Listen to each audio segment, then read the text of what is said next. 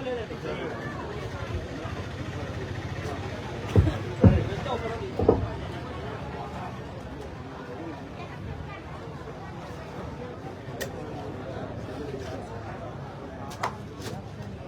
ఈ 45 రోజుల్లో ఏం చేయాలి ఇదే మాట్లాడుకుందాం. వీలైనన్ని ఎక్కువ పోస్టులు జగన్మోహన్ రెడ్డి ప్రభుత్వ వైఫల్యాల మీద, జగన్మోహన్ రెడ్డి ప్రజల్ని ఏ విధంగా మోసం చేసింది, ఏ వర్గాలకి ఎన్ని రకాలుగా నష్టం జరిగింది. ఇప్పుడు ఎస్సీ ఎస్టీ బీసీ మైనార్టీ కమిషన్లు ఉన్నాయి, కాపు కమిషన్ కార్పొరేషన్లు ఉన్నాయి, ₹1 లోన్ ఇవ్వలేదు. కాబట్టి మీలో 2 రకాల వాళ్ళు ఉన్నారు. కొంతమంది ఒక పోస్టు తయారు చేసి పెడతారు, కొంతమంది పోస్టు తయారు చేయకపోయినా ఎవరన్నా మంచి పోస్ట్ తయారు చేస్తే దాన్ని లైక్ చేస్తారు, షేర్ చేస్తారు. ఎవరు ఏం చేయగలిగితే చేయండి. ఒక పోస్ట్ తయారు చేయగలిగితే పోస్ట్ తయారు చేయండి, మిగతా వాళ్ళందరూ దాన్ని షేర్ చేద్దాం. లేదు ఒక మంచి పోస్ట్ మనకి ఎవరో ఒక వాళ్ళ మీద కనపడింది, లేదా న్యూస్ పేపర్లో ఉన్న కటింగ్ కానీ, లేదా ఒక వీడియో క్లిప్ కానీ, అది ఏదైనా సరే ప్రభుత్వ వైఫల్యాన్ని ఎస్టాబ్లిష్ చేసే విధంగా ఉండాలి. అలాగే తెలుగుదేశం పార్టీ ఏం చేసింది, ఏం చేయబోతుంది చెప్పే విధంగా ఉండాలి. నేను ఇక నుంచి ప్రతిరోజు 5 నుంచి 10 పోస్టులు నర్సారెడ్డికి పంపిస్తాను.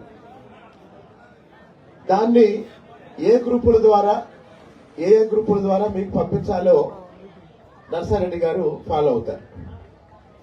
అంటే నాకు చేత అయితే ఏంటంటే ఒక ప్రభుత్వ వైఫల్యం మీద ఒక పోస్ట్ తయారు చేయగలను, లేదా దాని మీద ఒక పేరా రాయగలను, లేదా దాని మీద డీటెయిల్డ్ గా ఒక ఆర్టికల్ రాయగలను. ఆ రాసిన దాన్ని చేసి వదిలిపెట్టం కాదు. ఇప్పుడు అందరికి వెళ్ళాలంటే షేర్ చేయాలి. మీకు ఒక రహస్యం చెప్తాను. చంద్రబాబు నాయుడు గారు ఎప్పుడు ముఖ్యమంత్రి అయినా, అది ఉమ్మడి రాష్ట్రంలోనైనా 2014లో విడిపోయిన తర్వాత అయినా చాలా అభివృద్ధి కార్యక్రమాలు జరిగాయి. మరి ఎన్నికలకు వచ్చేసరికి బాబు గారు ఎందుకు ఉమ్మడి రాష్ట్రంలో 2004లో, అలాగనే రాష్ట్రం విడిపోయినాక 2019లో పార్టీ ఓడిపోయింది అంటే తెలుగుదేశం పార్టీ చేసిన అభివృద్ధిని, తెలుగుదేశం పార్టీ చేసిన అందించిన సంక్షేమాన్ని ప్రజలకి అర్థమయ్యే విధంగా, చేరే విధంగా తెలుగుదేశం పార్టీ నాయకులు కార్యకర్తలు చెప్పుకోలేకపోవడం వల్ల, జగన్ చెప్పిన అబద్దాలు జనం నమ్మటం వల్ల మనం రాజకీయంగా నష్టపోయాం.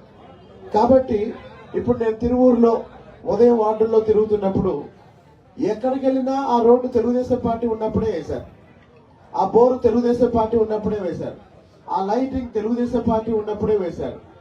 కాబట్టి తెలుగుదేశం పార్టీ చేసిన మంచిని చెప్పుకోవడంలో మనం వెనుకబడి ఉన్నాం, చాలా చాలా వెనుకబడి ఉన్నాం. అలాగనే ప్రభుత్వ వైఫల్యాన్ని హైలైట్ చేసి ఏ వర్గానికైతే నష్టం జరిగిందో ఆ వర్గానికి బలంగా చెప్పడంలో కూడా మనం ఫెయిల్ అయ్యాం. ఇప్పుడు ఉదాహరణకి ఎస్సీ ఎస్టీలు ఉన్నారు. ఎస్సీ ఎస్టీలకి ఏ ప్రభుత్వ అధికారంలో ఉన్నా కొన్ని వేల కోట్ల రూపాయలు కార్పొరేషన్ రుణాలు ఇస్తారు. గత ప్రభుత్వం, మన తెలుగుదేశం ప్రభుత్వం ఎస్సీ కార్పొరేషన్ రుణాల్లో భాగంగా ఇన్నోవాలు ఇచ్చింది. మరి దళిత నిరుద్యోగ యువతకి ఇన్నోవా ఇవ్వటం చిన్న విషయమా? చెప్పండి, ఇన్నోవా ఇవ్వటం చిన్న విషయమా?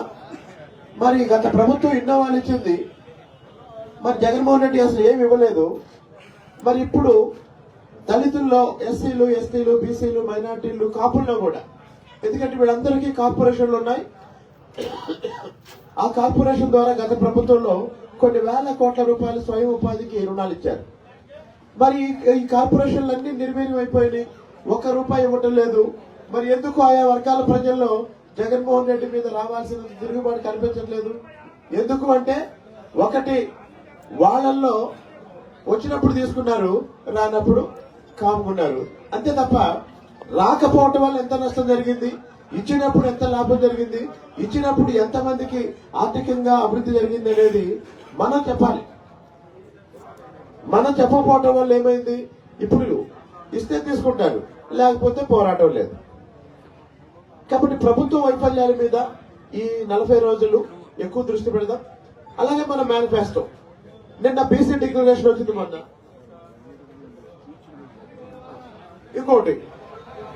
మొన్న బీసీ డిక్లరేషన్ వచ్చింది. బీసీ డిక్లరేషన్ సంబంధించి మొదటి అంశం 4,000 రూపాయల పెన్షన్ గురించి చంద్రబాబు నాయుడు గారు ప్రకటించారు. దాన్ని హైలైట్ చేయాలి కదా, చేయాలా లేదా? అలాగే 10 లక్షల రూపాయలు బీమా ప్రకటించారు. అలాగే పెళ్లి కానుకని 1 లక్ష రూపాయలు పెంచారు. ఇలా అలాగనే కార్పొరేషన్ రుణాల ద్వారా బీసీ సప్లాన్ ద్వారా 5 ఏళ్లలో 1,50,000 కోట్ల రూపాయలు బీసీల కోసం ఖర్చు పెడతామన్నారు. కాబట్టి మనం ఏం చేయాలి? ఎస్సీ, ఎస్టీ, బీసీ, మైనార్టీల దగ్గరికి వెళ్ళి మనం ఉన్నప్పుడు అధికారంలో ఏమేం చేశాము, ఇప్పుడు జగన్మోహన్ రెడ్డి ఎన్ని రకాలుగా మోసం చేశాడు, వీటన్నిటిని చిన్న చిన్న పోస్టల్ రూపంలో మన మహాభారతం, రామాయణ రాస్తే ఎవరైనా చదువుతారా? చెప్పండి, ఎవరు చదువుతారా? కాబట్టి మనం పెట్టే పోస్టు త్రివిక్రమ్ డైలాగ్ లాగా ఉండాలి. ఒక వాక్యంలో 2 వాక్యాల్లో చాలా అర్థం ఉండేటట్టుగా రాయగలిగిన వాళ్ళు రాయండి.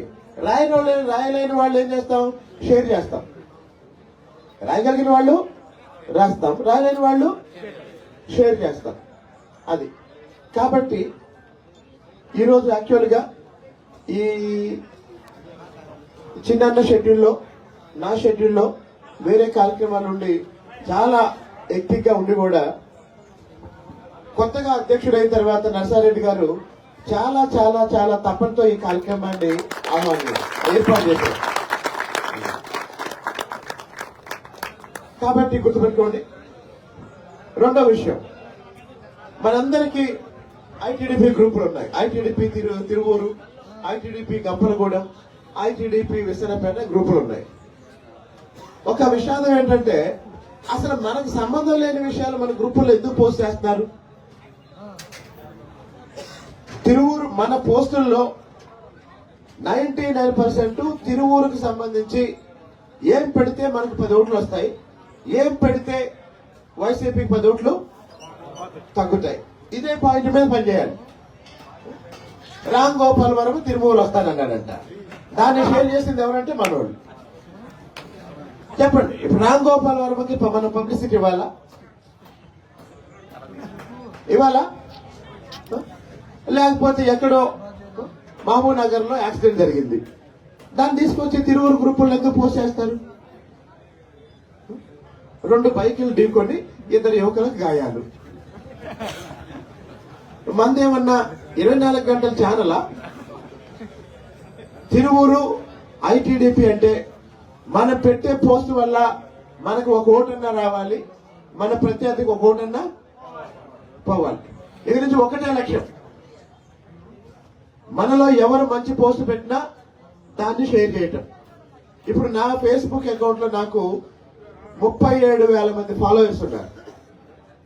నాకు 37,000 మంది ఫాలోవర్స్ ఉన్నారు. నేను ఒకరోజు సరదాగా ఒక పోస్ట్ పెట్టా. సరదాగా ఒక పోస్ట్ పెట్టి సాయంత్రం చూస్తే 1,20,000 వ్యూస్ ఉంది. నాకు అప్పటిదాకా ఒక పోస్ట్ పెడితే అంత పవర్ఫుల్ గా వెళ్ళింది అన్న విషయం నాకు తెలియదు. నేను సోషల్ మీడియా చాలా లిమిటెడ్ గా వాడతా, అది కూడా ఫేస్బుక్ వాడతా, తర్వాత వాట్సాప్ గ్రూపుల్లో షేర్ చేస్తా. ఇప్పుడు నాకు అర్థమైంది ఏంటంటే ప్రతి వాళ్ళ దగ్గర స్మార్ట్ ఫోన్ ఉంది కాబట్టి వాళ్ళకి చెప్పకపోతే మందే తప్పు. 2019 ఎన్నికలకు ముందు వైఎస్ఆర్సీపీ సోషల్ మీడియా ద్వారా తెలుగుదేశం ప్రభుత్వం మీద దుష్ప్రచారం చేసి జగన్మోహన్ రెడ్డి చేసే మోసాల మీద చాలా అనుకూలమైన ప్రచారం చేసి రాజకీయంగా లబ్ధి పొందారు. అన్నిటికన్నా దుర్మార్గం ఏంటంటే ఇప్పుడు కూడా ఇంత దారుణమైన పరిపాలన తర్వాత కూడా సోషల్ మీడియాలో అబద్ధాలు ప్రచారం చేయడం ద్వారా మళ్ళీ ప్రజల్ని మభ్యపెట్టి ఓటు తెచ్చుకోవాలని వైఎస్ఆర్సీపీ ప్రయత్నం చేస్తుంది. ఎందుకంటే వాళ్ళు అభివృద్ధి చూపించి ఓట్లు అడగలేరు. కాబట్టి 2 ముక్కల్లో ఇక నుంచి వచ్చే 40-45 రోజుల్లో ప్రతిరోజు మన పార్టీకి ఓట్లు వచ్చే విధంగా కొన్ని పోస్టులు, వైఎస్ఆర్సీపీ ఓట్లు తగ్గే విధంగా కొన్ని పోస్టులు. అంటే ఆ ప్రభుత్వ వైఫల్యాలు మనం హైలైట్ చేయాలి, మనం ప్రజలకి ఇంతకు ముందు ఏం చేశాం? రేపు మళ్ళీ సూపర్ 6 ఏంటి, బీసీ డిక్లరేషన్ ఏంటి, ఇవన్నీ మళ్ళీ మనం చెప్పాలి. పొరపాటున మన గ్రూపుల్లో ఎక్కడా కూడా ఇంకొకటి, ఇప్పుడు నన్ను ట్రోల్ చేస్తూ వైసీపీ వాళ్ళు ఏదో పోస్ట్ పెడతారు, మళ్ళీ చాలా మంది మళ్ళీ ఆ పోస్ట్ తీసుకొచ్చి మన గ్రూపుల్లో పెడతారు. శివకేశవ్ ఉన్నాడా? దయచేసి మీ అందరికీ చెప్తున్నా, నేను తిరువూరు వచ్చిన దగ్గర నుంచి శివకేశవ్ నాకు వ్యతిరేకంగా పోస్టులు పెట్టాడు, నేనేమనలేదు. ఒక రోజు పోస్ట్ ఏం పెట్టాడంటే, నేను స్వామిదాసుని విమర్శించను, ఎందుకంటే స్వామిదాసు గెలిచి మళ్ళీ టీడీపీలోకి వస్తాడు అని. ఎవరైనా ఐటీడీపీలో ఉన్న వాళ్ళు అలాంటి పోస్ట్ పెట్టచ్చా? చెప్పండి. ప్రత్యర్థిని విమర్శించాడంట, మళ్ళీ ప్రత్యర్థి గెలిచి టీడీపీలోకి వస్తాడంట. అంటే మళ్ళీ ప్రత్యర్థి గెలిచాడని ఈయన నిర్ణయిస్తాడు. అంటే మనకు చేతనైతే పార్టీకి సహాయం చేద్దాం, లేకపోతే మౌనంగా ఉందాం. అంతేగాని పార్టీకి నష్టం చేసే పోస్టులు ఎవరు పెట్టద్దు దయచేసి. కాబట్టి కంటెంట్ కి సంబంధించి ఈ రోజు నుంచి నేను కొంత బాధ్యత తీసుకుంటాను. తిరువురుకు సంబంధించి నేను కంటెంట్ ఎందుకు ఎలా ఇవ్వగలనంటే, నేను విస్తృతంగా తిరుగుతున్నాను. ఈరోజు ఒక వార్డులో ఒక అమ్మాయి కాలేజీకి వెళ్ళడానికి ఇబ్బంది అయిందండి, ఇబ్బందిగా ఉంది, నాకు ఏమన్నా సైకిల్ ఇప్పించగలరా అని. నేను వెంటనే ఆ అమ్మాయికి 6,000 రూపాయలు ఇచ్చాను సైకిల్ కొనుక్కోమని.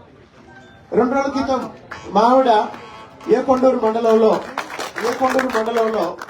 పర్యటిస్తున్నప్పుడు అక్కడ ఒక అమ్మాయికి స్కిన్ డిసీజ్ ఉంటే ఒక కూలర్ కావాలంటే మా ఆవిడ నెక్స్ట్ డే వెళ్తూ ఆ కూలర్ ఏర్పాటు చేశారు.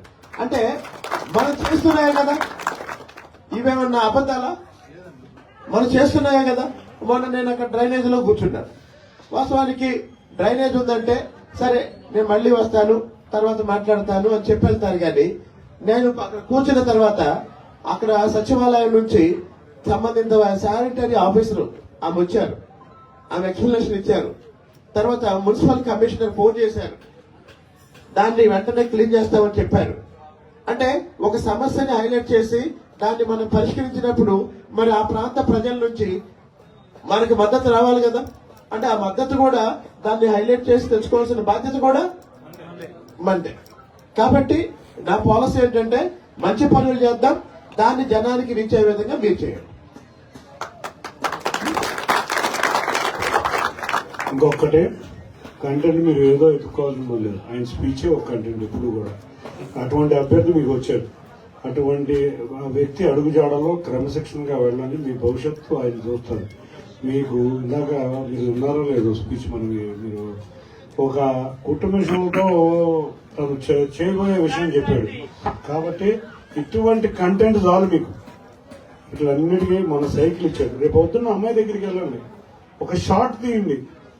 కలుకుపూడి గారు నేను వెళ్తున్న దారిలో మీరు ఆ వీడియో ఉంటుంది కదా ఆయన ఉన్నప్పుడు, ఆ వీడియో ఒక పక్క వేయండి, ఇటు పక్క ఇది వేయండి, సైకిల్ తీసుకొచ్చి థ్యాంక్స్ కలుకుపూడి గారు అని. అటువంటి కంటెంట్ బోర్డు ఇచ్చే పరిస్థితి ఆయనకు ఉంది. ప్లస్ ఆయన స్పీచే ఒక కంటెంట్ మీకు.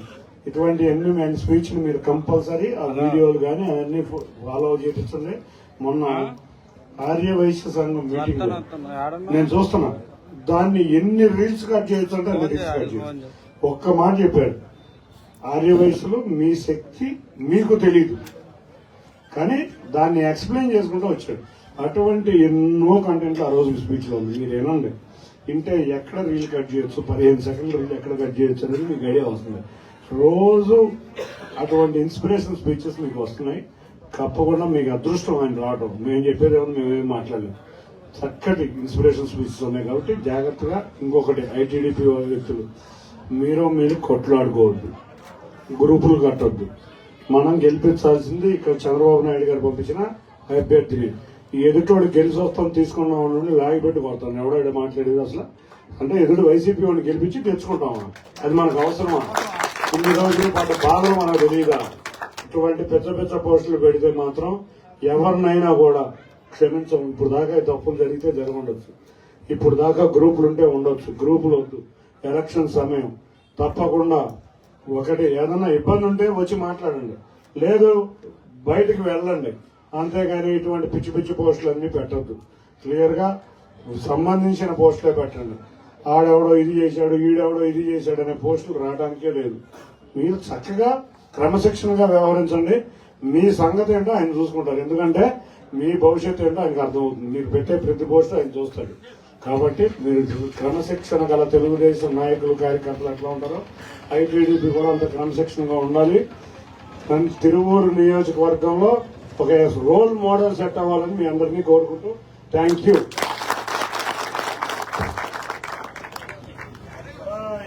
ఒక విషయం చెబుతున్నాను బాబు, నువ్వు శాలువాలు నీకు వేస్తా.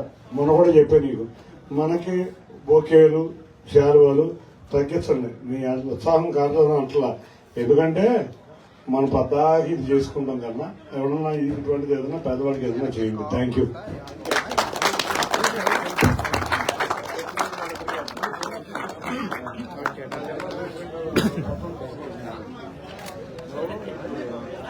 బ్రదరు బ్రదరు బ్రదరు కొంచెం వెనక్కి జరగండి. ఫోన్ వెనక్కి తీయాలి. Bus brother